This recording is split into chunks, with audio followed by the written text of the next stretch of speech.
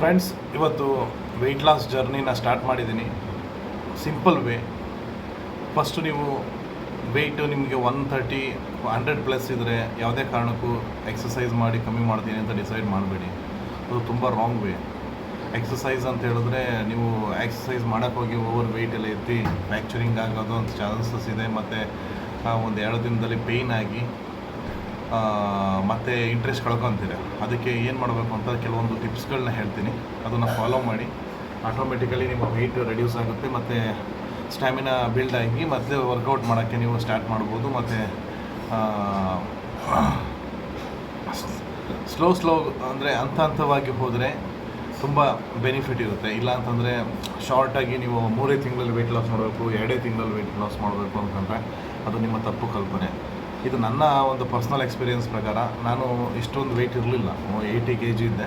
ತುಂಬ ವರ್ಕೌಟ್ ಮಾಡ್ತಾಯಿದ್ದೆ, ಜುಂಬಾ ಆಗಿರ್ಬೋದು, ಆಮೇಲೆ ಜಿಮ್ ಆಗಿರ್ಬೋದು, ಆಮೇಲೆ ಕ್ರಾಸ್ಫಿಟ್ ಆಗಿರ್ಬೋದು, ರನ್ನಿಂಗು, ವಾಕಿಂಗು, ಸೈಕ್ಲಿಂಗು ಎಲ್ಲನೂ ಮಾಡ್ತಾಯಿದ್ದೆ. ಬಟ್ ಯಾವುದೋ ಒಂದು ರೀಸನ್ ಇರ್ತವೆ ಜಿಮ್ ಬಿಡೋಕ್ಕೆ ಮತ್ತು ಎಕ್ಸಸೈಸ್ ಬಿಟ್ಟು ಲೇಸಿ ಆಗೋಕ್ಕೆ ಕೆಲವೊಂದು ಕಾರಣಗಳಿರ್ತವೆ. ಅದನ್ನೆಲ್ಲ ಹೇಳ್ತಾ ಕೂತ್ಕೊಳ್ಳೋಕ್ಕಾಗಲ್ಲ. ಆ ಕಾರಣಗಳನ್ನ ಬಿಟ್ಟು ನಾವು ಈಗ ವಾಪಸ್ ಕಮ್ ಬ್ಯಾಕ್ ಆಗಬೇಕು. ನಾನು ವೆಯ್ಟ್ ಲಾಸ್ ಮಾಡಬೇಕು. ಈಗ 140 ಇದ್ದೀನಿ ನಾನು. ಆ್ಯಕ್ಚುಲಿ 140 ವೆಯ್ಟ್ ಇರೋನು ಡಿಸೈಡ್ ಮಾಡಿದ್ದೀನಿ ಅಂತ ಹೇಳಿದ್ರೆ ಅದು ಆ 1 ವರ್ಷದಲ್ಲಿ ನಾನು ದಪ್ಪ ಆಗಿರೋದಲ್ಲ. ಕಮ್ಸೆ ಕಮ್ 6 ವರ್ಷ ತೊಗೊಂಡಿದ್ದೀನಿ. ಈ 6 ವರ್ಷ ತೊಗೊಂಡು ದಪ್ಪ ಆಗಿದ್ದವನು 3 ತಿಂಗಳಲ್ಲಿ 4 ತಿಂಗಳಲ್ಲಿ ಕಮ್ಮಿ ಮಾಡಿದ್ರೆ ಅದು ನಿಜವಾಗ್ಲೂ ಹೆಲ್ದಿ ವೆಯ್ಟ್ ಲಾಸ್ ಅಲ್ಲ. ಹೆಲ್ದಿ ವೆಯ್ಟ್ ಲಾಸ್ ಮಾಡಬೇಕು ಅಂತ ಹೇಳಿದ್ರೆ ನೀವು ಸ್ಲೋ ಆಗಿ ದಪ್ಪ ಆದರೂ ಅದೇ ರೀತಿ ಸ್ಲೋ ಆಗಿ ಡೌನ್ ಆಗ್ತಾ ಹೋಗಬೇಕಾಗುತ್ತೆ. ಅದಕ್ಕೆ ಕೆಲವೊಮ್ಮೆ ನಾವು ಸ್ಟಾರ್ಟಿಂಗಲ್ಲಿ ಡಯಟಲ್ಲಿ ಮಾಡಿಕೊಂಡು ವೆಯ್ಟ್ ಲಾಸ್ ಮಾಡಿ ಆಮೇಲೆ ನಿಧಾನವಾಗಿ ನಮ್ಮ ವೆಯ್ಟ್ ಕಮ್ಮಿ ಆಗ್ತಾಯಿದೆ ಅಂತ ಗೊತ್ತಾದಂಗೆ ನಾವು ಎಕ್ಸಸೈಸ್ನ ಸ್ಟಾರ್ಟ್ ಮಾಡಿಕೊಂಡು ಮಾಡಬೇಕಾಗುತ್ತೆ. ಆದಷ್ಟು ನಿಮಗೆ ಹೇಳೋದು,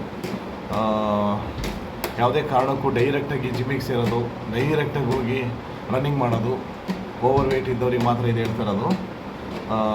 ಈ ಥರ ಮಾಡೋಕ್ಕೆ ಹೋಗಬೇಡಿ, ತುಂಬ ಕಷ್ಟ ಆಗುತ್ತೆ. ಫಸ್ಟು ಸ್ಟಾರ್ಟಿಂಗ್ ನಿಧಾನವಾಗಿ ಮಾಡೋ ಊಟದಲ್ಲಿ ಸ್ವಲ್ಪ ಕಮ್ಮಿ ಪ್ರಮಾಣ ಮಾಡಿಕೊಂಡು ಬೆಳಗ್ಗೆ ಕೆಲವೊಮ್ಮೆ ಚೇಂಜ್ ಮಾಡಬೇಕಾಗುತ್ತೆ. ನೀವು ನಾನು ಬೆಳಗ್ಗೆ ಎದ್ದ ತಕ್ಷಣ ಡೈರೆಕ್ಟ್ 1 ಲೋಟ ನೀರು ಕುಡಿದು ಕಾಫಿ ಕುಡಿತೀನಿ, ಆಮೇಲೆ ಸ್ನಾನ ಮಾಡಿ ಡೈರೆಕ್ಟ್ ತಿಂಡಿ ತಿಂತೀನಿ. ಇದು ತಪ್ಪು. ಈಗ ಏನು ಮಾಡಬೇಕಾಗುತ್ತೆ, ಟೀ ಬದಲಿಗೆ ನಾವು ಕೆಲವೊಮ್ಮೆ ಗ್ರೀನ್ ಟೀ ಮತ್ತು ಇನ್ನೊಂದು ಸಬ್ಜಾ ಸೀಡ್ಸ್ದು ವಾಟರು ಈ ಥರ ರಾತ್ರಿ ಹಾಕಿದ್ದನ್ನು ನೀರು ಕುಡಿದು ಆಮೇಲೆ ಬೇಕಾದ್ರೆ 1 ಲೋಟ ಕಾಫಿ ಕುಡೀರಿ. ಅದೇನು ತಪ್ಪೇನಿಲ್ಲ, ಕಾಫಿ ಕುಡಿಯೋದು ತಪ್ಪು ಅಂತ ಏನಿಲ್ಲ. ಅದೊಂದು ಹ್ಯಾಬಿಟ್ ಆಗಿರುತ್ತೆ, ಅದನ್ನು ಬಿಡೋಕ್ಕಾಗಲ್ಲ. ಆಮೇಲೆ ಆಲ್ಕೋಹಾಲ್ ಯಾರು ತೊಗೊತ ಇರ್ತೀರ ಅದನ್ನು ಕಮ್ಮಿ ಮಾಡಿ ಅನ್ನೋಕ್ಕಿಂತ ಬಿಟ್ಬಿಡಿ ಅಂತಲೇ ಹೇಳೋಕ್ಕೆ ಇಷ್ಟಪಡ್ತೀನಿ. ಯಾಕೆಂತಂದರೆ ಮೇಯ್ನ್ ಪ್ರಾಬ್ಲಮ್ ಆಗೋದು ಕುಡಿಯೋದ್ರಿಂದ ಅಲ್ಲ. ಕುಡಿಯೋದೆಲ್ಲರೂ ಕುಡಿತಾರೆ, ಕುಡಿದ್ಮೇಲೆ ತಿನ್ನೋದಿದೆಯಲ್ಲ ಅದು ತುಂಬ ಬ್ಯಾಡ್ ಹ್ಯಾಬಿಟ್ ಆ್ಯಕ್ಚುಲಿ. ಏನು ತಿನ್ನಬೇಕು ಜಾಸ್ತಿ ಅನಿಸುತ್ತೆ, ಹಾಗಾಗಿ ಓವರ್ ವೆಯ್ಟ್ ಜಾಸ್ತಿ ಆಗುತ್ತೆ. ಹಾಗಾಗಿ ಇದೆಲ್ಲ ನೋಡಿಕೊಂಡು ನಾನು ಡಿಸೈಡ್ ಮಾಡಿದ್ದೀನಿ. ಆದಷ್ಟು ನಾನು ಮಾಡಿಕೊಂಡಿರೋ ಚೇಂಜಸ್ಸು ನಿಮಗೆ ಹೇಳ್ತಾ ಇದ್ದೀನಿ. ಈಗ ನಾನು ಏನು ಹೇಳ್ತೀನಿ ಅದನ್ನು ಫಾಲೋ ಮಾಡ್ತಾ ಹೋದರೆ ಆಟೋಮೆಟಿಕಲಿ ನಿಮ್ಮದು ವೆಯ್ಟ್ ಲಾಸ್ ಆಗುತ್ತೆ. ಫಸ್ಟು ನಿಮ್ಮ ಮೆಂಟಲ್ನ ಸ್ಟ್ರಾಂಗ್ ಮಾಡ್ಕೊಳ್ಳಿ. ಈಗ ಬೆಳಗ್ಗೆ ಎದ್ದ ತಕ್ಷಣ ಟಿಫನ್ನು ಚೆನ್ನಾಗಿ ತಿನ್ನಿ, ಏನು ಅದ್ರಲ್ಲಿ ತೊಂದರೆ ಇಲ್ಲ. ಏನು ಮಾಡಿರ್ತಾರೆ ಅದೇ, ನೀವೇನು ಅದನ್ನೇ ತಿನ್ನಬೇಕು ಇದನ್ನೇ ತಿನ್ನಬೇಕು ಅಂತಲ್ಲ. ಮನೆಯಲ್ಲಿ ಅಡುಗೆ ಮಾಡ್ತಿರಲ್ಲ, ಅದು ತುಂಬ ಎಲ್ಲ ಬೇಳೆ ಇರುತ್ತೆ, ವೆಜಿಟೇಬಲ್ಸ್ ಹಾಕ್ತಾರೆ. ಮಸಾಲ ಸ್ವಲ್ಪ ಕಮ್ಮಿ ಅವಾಯ್ಡ್ ಮಾಡಿದ್ರೆ ಒಳ್ಳೆಯದು. ಆಮೇಲೆ ಸ್ವಲ್ಪ ಉಪ್ಪು ಕಮ್ಮಿ ಮಾಡಿದ್ರೆ ಒಳ್ಳೆಯದು. ಈ ಥರ ಮಾಡಿಕೊಂಡು ಸ್ವಲ್ಪ ಊಟದಲ್ಲಿ ಒಂದು ತಿಂಗಳು ಕಂಟಿನ್ಯೂಸ್ ಆಗಿ ನೀವು ಊಟದಲ್ಲಿ ಸ್ವಲ್ಪ ಡೌನ್ ಮಾಡಿಕೊಂಡು ಸ್ವಲ್ಪ ಬಾಡಿನ ಫ್ರೀ ಮಾಡ್ಕೊಂಡ್ರೆ ನಿಮಗೆ ಒಂದು ಅನಿಸುತ್ತೆ, ಇಲ್ಲ ನನ್ನ ವೆಯ್ಟ್ ಕಮ್ಮಿ ಆಗ್ತಾಯಿದೆ ಹಂಗೆ ಅಂತೇಳಿ. ಆಮೇಲೆ ನಿಧಾನವಾಗಿ ಜಸ್ಟ್ 1 ಕಿಲೋಮೀಟರ್ 2 ಕಿಲೋಮೀಟರ್ಸು ಜಾಸ್ತಿ ಆಯಿತು. 1 ಕಿಲೋಮೀಟ್ರ್ ಫಸ್ಟು ವಾಕಿಂಗ್ ಶುರು ಮಾಡಿ.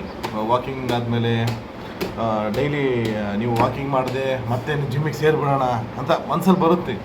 ಅದೊಂದು ತಪ್ಪು. ಅದು ನಾವು ಡೈಲಿ ಒಂದು 15 ದಿನ ವಾಕಿಂಗ್ ಮಾಡಿ. 15 ದಿನ ವಾಕಿಂಗ್ ಮಾಡಿದ್ರೆ ನಿಮಗೆ ಸ್ಟ್ಯಾಮಿನಾ ಜಾಸ್ತಿ ಆಗುತ್ತೆ. ಆಮೇಲೆ ನಿಧಾನವಾಗಿ ಸ್ವಲ್ಪ ರಾತ್ರಿ ಊಟ ಕಮ್ಮಿ ಮಾಡ್ತಾ ಹೋಗಿ, ಊಟದ ಬದಲು ಸ್ವಲ್ಪ ವೆಜಿಟೇಬಲ್ಸು, ಇನ್ನೇನು ಎಲ್ಲರೂ ಹೇಳೋದು ಇದನ್ನೇ.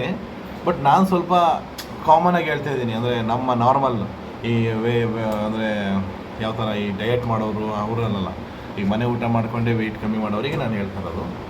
ಮನೆ ಊಟ ಮಾಡಿಕೊಂಡು ಆರಾಮಾಗಿ ಈಗ ಆಯಿಲ್ಸ್ನ ಕಮ್ಮಿ ಮಾಡಿ, ಯಾವುದು ರಿಫೈನ್ಡ್ ಆಯಿಲ್ ಕಮ್ಮಿ ಮಾಡಿಬಿಟ್ಟು ಈ ಕೊಬ್ಬರಿ ಎಣ್ಣೆ ಸಿಗುತ್ತೆ, ಕೊಬ್ಬರಿ, ಅದನ್ನು ಆ ಎಣ್ಣೆಯನ್ನು ಯೂಸ್ ಮಾಡಿ. ಅದರಲ್ಲಿ ಸ್ವಲ್ಪ ಕಮ್ಮಿ ಕೊಲೆಸ್ಟ್ರಾಲ್ ಇರುತ್ತೆ. ಹಾಗಾಗಿ ಆದಷ್ಟು ಕಮ್ಮಿ ಮಾಡ್ತಾ ಎಲ್ಲ ಯಾವುದ್ಯಾವುದು ನಮಗೆ ಈಗ ಹೊರಗಡೆ ಹೋಗ್ತೀವಿ ಏನಾದ್ರು ತಿಂತೀವಿ ಅದನ್ನು ಕಮ್ಮಿ ಮಾಡಿ.